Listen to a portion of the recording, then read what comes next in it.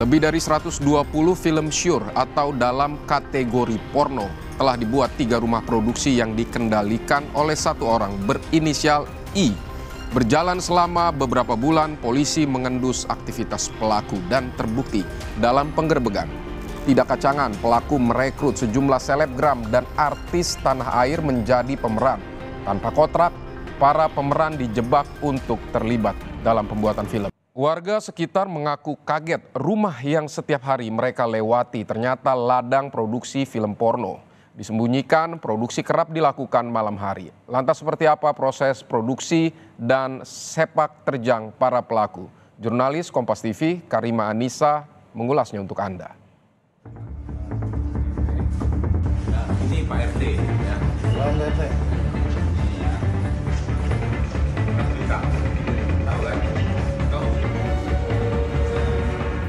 Kalau nggak salah itu pintu rolling door-nya ditutup dan saya masih di ruang tunggu. Coba gue pengen nih ngeliat adegan selanjutnya apa gitu kan, pengen lihat pemain-pemainnya juga. Akhirnya memang ada adegan dewasa, jadi saya ngelihat kok ada adegan seperti ini ya gitu kan. Nah di situ saya coba bertanya sama salah satu karyawannya, cewek. Saya nanya, "Kak, ini film apa ya Kak?" "Oh ini kita 18 plus deh." "Kok nggak ada ngomong sama saya Kak?" "Oh nggak diomongin ya?" "Enggak."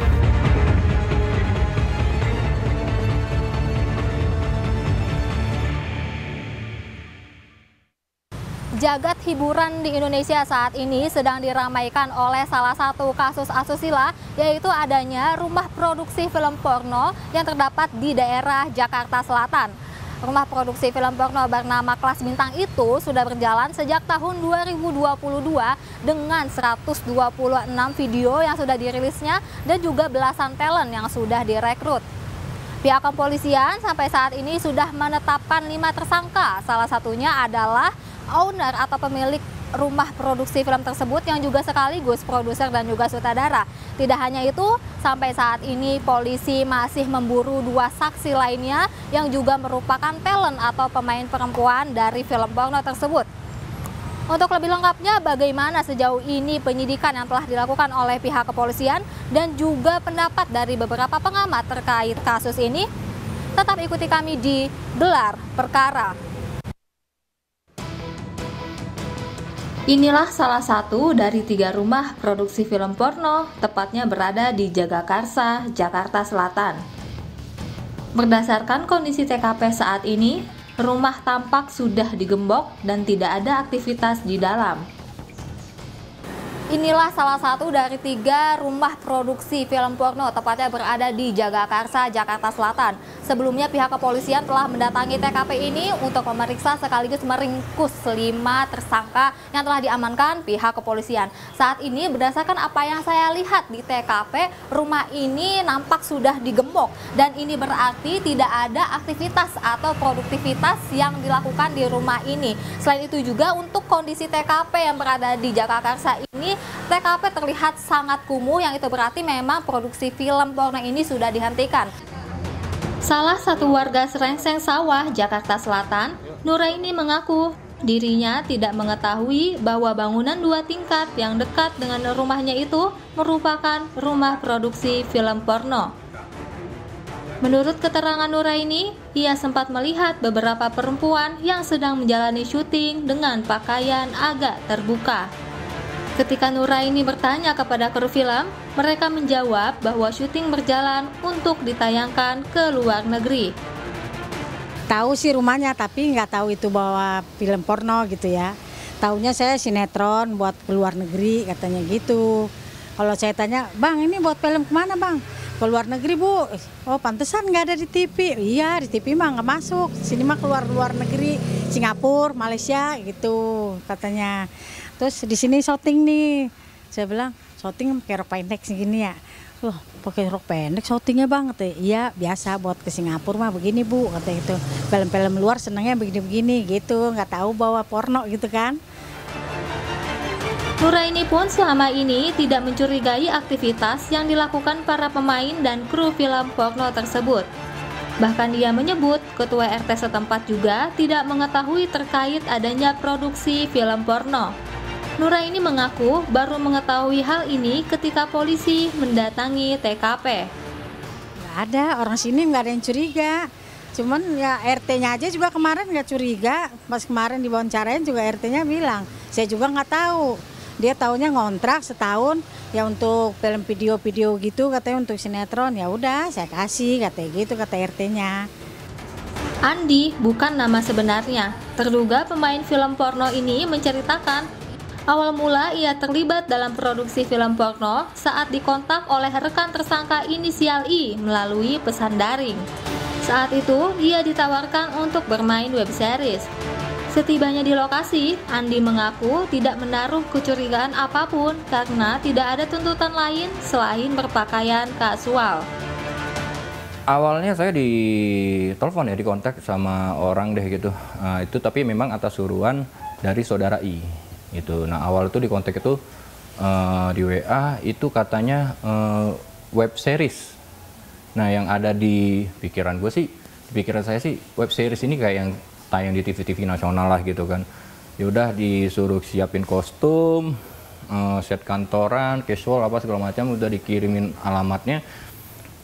Akhirnya saya datang ke lokasi itu kalau nggak salah di Serengseng, ya Serengseng sih, di Serengseng. Itu sempat ada ngerasa aneh. Itu soalnya berpikirnya gini, ini web series tapi kok ruko ya, gitu. Akhirnya coba saya berpikirnya positif aja, mungkin ada set kantoran atau apa gitu kan. Cuman di situ tertera namanya bukan yang kayak yang beredar, di situ namanya Karya Bintang Bersama KBB. Nah akhirnya yaudah kita take ntar lagi ya kita gitu yaudah. Itu di Studio 1. Kita pindah ke move ke Studio 2, masih di alamat yang sama di Serengseng juga. Di Studio 2 beberapa talent juga udah datang, kita take. Pertama saya masih di ruang tunggu, di ruangan saya nunggu jadwal saya gitu. Saya udah mau take, disuruh pakaian casual, kantoran, karena saya berperan sebagai suami di situ. Nah ya pada umumnya sih kita tuh ya syuting itu masih ya kayak orang normal biasanya gitu, dengan alat-alat profesional gitu, semuanya ada, nggak ada kecurigaan sama sekali. Andi mengaku bahwa tidak ada kontrak antara kedua belah pihak, tetapi kemudian Andi mulai merasa curiga ketika proses syuting kian larut.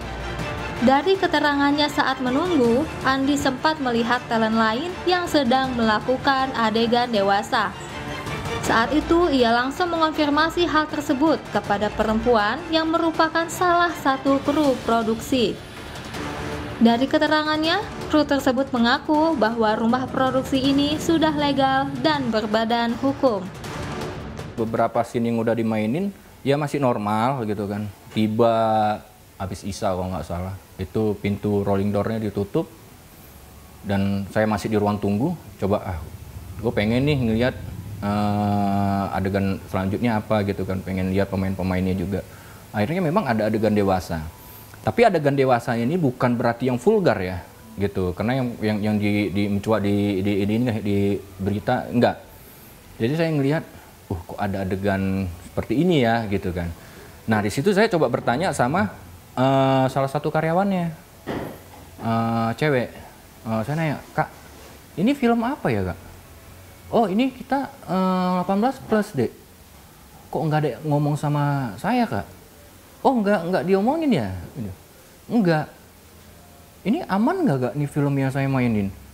Aman dong Dek, ini kan kita kan legal. Kita ini berbadan hukum katanya. Kalau kita nggak legal ya udah digerebek kali Dek. Andi menyebut tersangka I mencari pemain dengan jam terbang yang tinggi seperti Andi yang berpengalaman berakting di sinetron. Hal ini dikarenakan agar tersangka I bisa meminta banyak improvisasi kepada talent. Namun, Andi menyebut upah talent yang dinilai memiliki jam terbang tinggi ini justru terbilang kecil, terlebih upah para talent pun sering tersendat. Mencari pemain-pemain yang sudah ada jam terbangnya. Dia ngeliat dari background kita ini pernah mainnya di apa gitu kan. Kayak background saya memang di sinetron dan di FTV. Makanya dia meyakinin kita tuh kalau untuk improv ya pasti dong 100% bisa. Paling dia hanya ngasih kisi-kisinya.